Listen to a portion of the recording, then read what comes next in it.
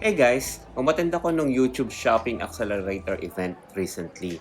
And then nakita ko yung booth ng Bavin. Tapos andun yung mga best-selling product lineup nila. At magaganda yung mga bagong product nila, especially itong 120 watts na tire inflator. Then after nun, nagbigay sila nung best-seller nila na 20 watts cellphone charger.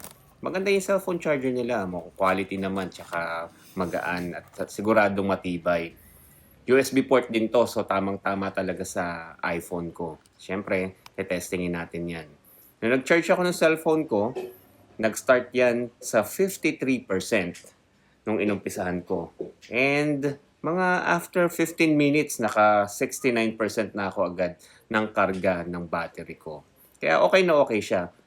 And then nung tinesting ko rin, compatible din siya doon sa iPad ko. Kaya mukhang talagang gagamitin ko na 'to.